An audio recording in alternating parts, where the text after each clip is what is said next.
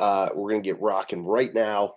And if anybody jumps in, that's cool. And if not, they can catch the replay. Okay. Concepts I want to go over today are several, right? And I'm going to kind of segue between point to point. Hopefully these dots will connect and it'll all make sense. And it'll help everybody's training and mindset and all of it, right? Because what do we know? We know that mental health, physical health, and performance are all directly related. The Venn diagram is so overlapping. It's almost like they're right on top of each other with a lot of this stuff, with most of it. All right. So let's talk about officer presence, strength, and tactical performance based in the frame of Jordan Peterson's first chapter of 12 Rules for Life, which is titled Stand Up Straight with Your Shoulders Back. In that chapter, he discusses a whole lot based on dominance hierarchies, and lobsters specifically uses other animals as kind of reference points for that, and ties it all together with human beings. And it's very artistically done, and very well crafted, as most of his things are, right? So when we talk about standing up straight, strength, presence, and tactical performance, how dominance hierarchies shape the interactions, and why training matters, presented by me. I should have adjusted that. All right, dominance hierarchies and officer presence. Okay. Here's the reality of dominance hierarchies is that we are not all equal in capability. Strength, confidence, and experience shape how others perceive us, right? Hierarchies exist in every species, including humans, and in subsects of sociological groups like law enforcement, right? First responders are no different. There are dominance hierarchies in everything. And you can even see that back into like grade school, elementary school, high school, especially. There's movies about these dominance hierarchies, in the 80s called John Hughes movies, right? The Breakfast Club is a perfect example of these dominance hierarchies. And inside of these subsects of the jocks, the weirdos, all those different things, like there are dominance hierarchies inside of that. You can see it on sports teams or everywhere, right? Just because you don't like them doesn't mean that they're not going to exist. It'll always exist, right? The idea is not just like, well, you just have to be okay with where you are. It's understanding the process in order to change your place in the dominance hierarchy, if you don't like it. And if you do like it, how to make it better, right? Jordan Peterson's lobster analogy, for those who stand tall, project dominance, and reduce challenges. In a sense, it reduces challenges. It changes things so that people are going to be looking to like knock you down versus you to knock them down. And there's always like a jockeying of position with this too, in a sense. So it's just, the key point is like your presence on a scene sets the tone before a word is even spoken. And this goes back to also when we talk about like the use of force continuum, right? The first phase, the first level of the use of force continuum is officer presence and how you project yourself on a scene, how you look showing up to a scene. If you're put together, if you're confident, if you're competent, if your words match your demeanor and your affect and all those things, that really plays a role into how the interaction is going to go. If you think about it, you are being interjected into a situation that is very, very high sympathetic, right? So everybody on a scene, everywhere you go, 90% of the time is going to be in a super sympathetic fight or flight state. Now you are interjected into that, and how you portray yourself is going to dictate as to their reaction to you as a stimulus into their environment, and then how things are going to go from there, right?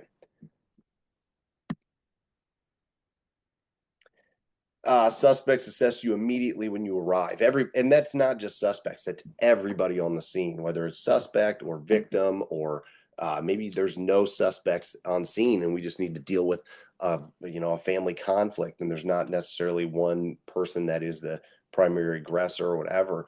They're going to look at you and assess you and then choose a way to react, right? If your presence is weak, you invite resistance and challenges. You also invite your boundaries to be tested, right? So if you have a weak presence, right, and that can be physical, that can be verbal, that can be, like I said, if your words don't match your look and they don't match, like your boundaries are going to be pushed, and they're always going to be pushed. But this will increase the likelihood and frequency that happens. Um, and then it's your job to maintain the boundaries and maintain control of the scene, right? If your presence is strong but fake, you'll also be tested and exposed, right? So you can come across as loud and aggressive and act like, and I see this a lot where people act ultra aggressive because they think that means they're strong, and it does not, right? If you are fake, people will know that, and they will test you, right? And you better be able to back it up. That's where, guys that are on scenes that are super verbally aggressive oftentimes will start a fight with people because they're going to test them, right? Like, all right, you want to be tough guy with me? I'm calling bullshit, and I'm going to test your boundaries. And then all of a sudden you're in a big fight, and then they can't back their boundaries up because it was all fake to begin with, right? So, like, you have to remember that. Officer presence is just the first part of it. It's just the tip of the iceberg. You have to be competent and confident with your other skill sets that match that, right?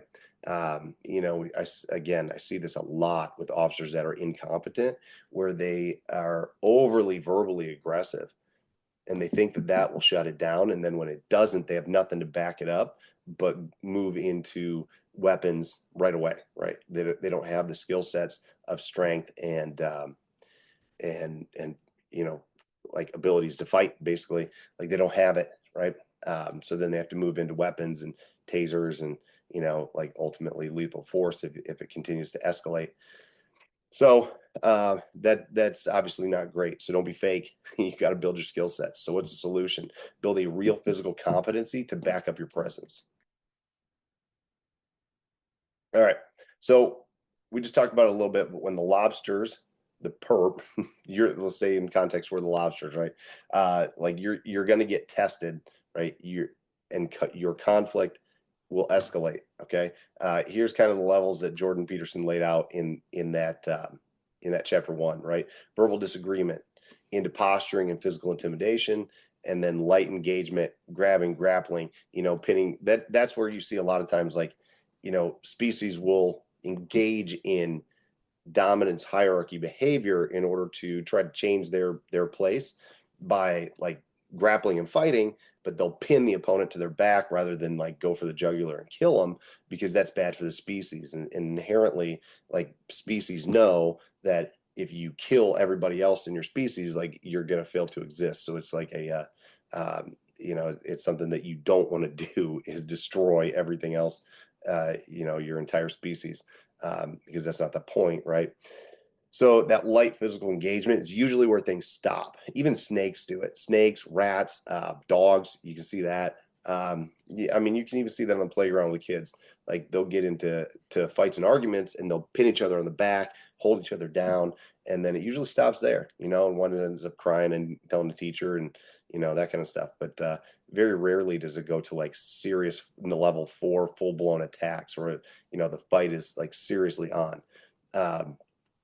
Many officers lose control at level 3 due to lack of physical preparation. Like, they don't have the physical skill sets, strength, grappling, in order to stop it there, right? Strength, maximum force production, muscular size and endurance, that's durability, technical skills, knowing how to fight for your body type, and a lot of this is I'm saying, like, you have to improve your muscular size, structure, and performance. Like, that is true regardless of who you are. Now, everyone's genetics are going to be different based on, are you a female versus a male? Like, males are always going to be bigger, right? You know, uh, how do you learn to develop your skill sets for you in order to fight differently, right? In order to perform differently, but still effectively. Like, that is a serious thing. And augmenting the structure, size, and strength, and durability is going to make you better at doing that. You're going to be able to do that more effectively. All right, physical preparation. What it actually means to stand up, right? It's not about, again, like we kind of mentioned this already, but it's not about bodybuilding. It's about performance, competence, and presence, right? You must be strong and healthy and competent. And if you project those things on a scene, I mean, it doesn't matter as much. It still matters some. But if you are, 5'5", 130 pounds versus, the example here, 6'2", 260, you're going to come across differently on a scene. Um, but if you're competent and confident, and you know how to maintain things for you and for what you're going to do, like you know how to fight your fight, like it's probably going to be all right. Okay. 6'2", 260 officer fights much differently than a 5'9", 180. He also fights differently than a 5'2", 120. Right. So like those are different athletes. You can see it in wrestling. You can see it in jiu-jitsu. You can see it in different sports that involve weight classes. Like it's a different game. Right. So my son has a big, wrestling meet coming up on Saturday, and you can see that the kids at 106 grapple drastically differently than the kids at 190, 215 and heavyweights, right? It's a different game. It doesn't mean one's better or worse. It just means that that's the way that they've developed their skill sets for those weight classes, right? And that's the same thing we have to do here. All right, so gaps most officers have in their training plans, okay? Most officers either train like bodybuilders, they look good with no real world application. They train like marathon runners, right? They have great endurance, but literally no power, right? Or they do nothing and they just hope for the best, maybe train some firearms. And then there's also another one in here that I didn't put down, but like the ones that just train weapons and they don't train anything else, right? Those ones are completely dangerous because they have no ability to go anywhere in between 0 and dead, right? So you can either have verbal compliance or lethal force. And this is insane to me that these kind of officers are even allowed to be out there. But honestly, there's no checks and balances on it to make sure that you do have strength and skill sets between, officer presence and lethal force. They give you some basic training and a couple hours, every quarter maybe, but nothing really, nothing really to build your strength, to build too many skill sets. And then all of a sudden you wonder why officer involved shootings go up, and really they're justified, but they probably, a lot of them didn't need to happen, um, because they either don't do anything or they only train firearms. And it's like, you can be really good at shooting, but maybe it would have been more appropriate to fight this person effectively, and then you would not have needed to kill them, or the likelihood of them dying goes way, way down, right? So anyway, the do nothing also leads to poor movement patterns, injuries, and all kinds of bad stuff. You need to take a hybrid approach combining strength, size, endurance, and fight readiness. Basically, like training like like a grappler, like a fighter.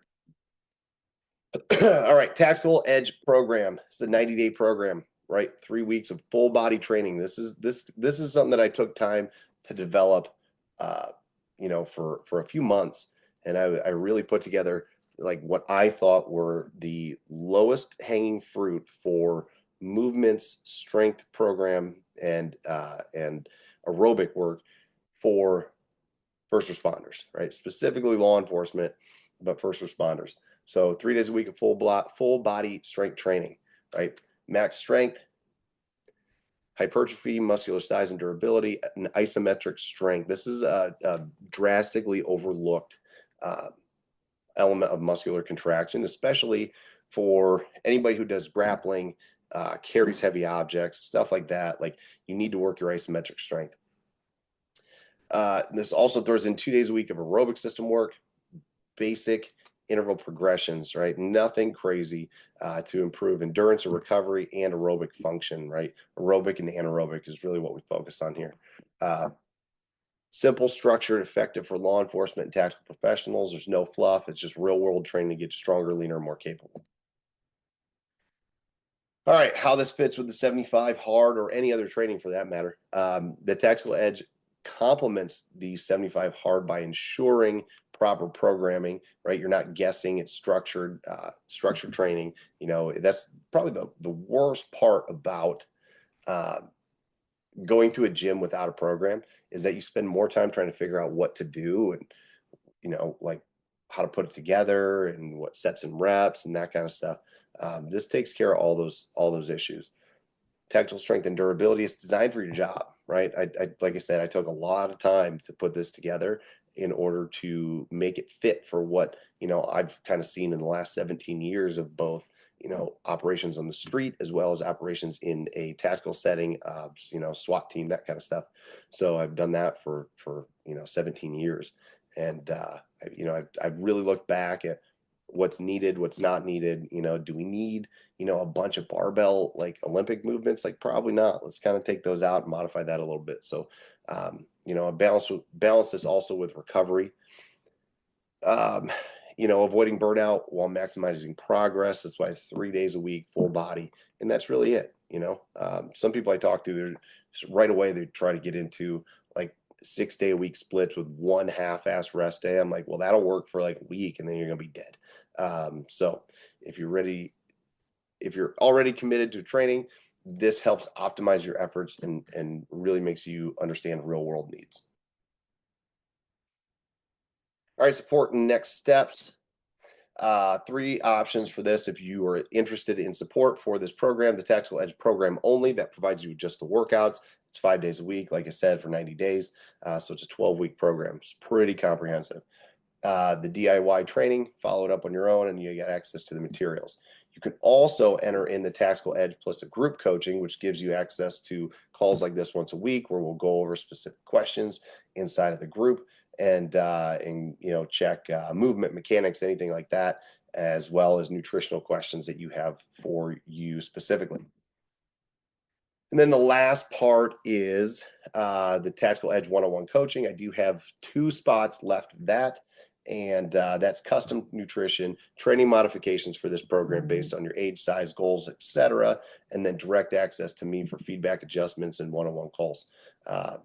Best for those serious about building strength, cutting fat, optimizing performance, right? So like I said, I got 2 of those.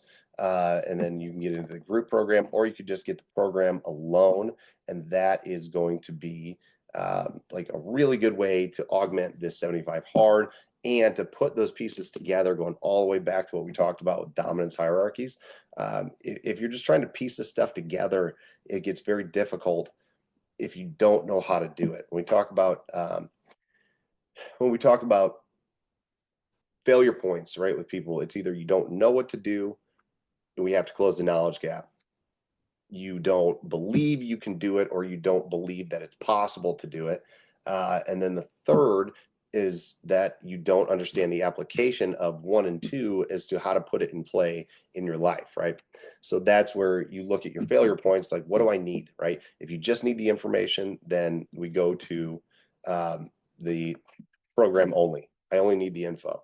If you need more than that, if you need, like application and how to put it in play within your life, then we go to the group coaching or the one-on-one. And if you really have issues with like application, and if you're like, I don't know if I can do this, like the belief system isn't there, and that's really where the one-on-one coaching definitely helps, especially with like my background personally in psychology and framing and all those things that I've got kind of gained through my education and my experience and my coaching and stuff. So if that's something that you're interested in, just reach out, and then we will go from there.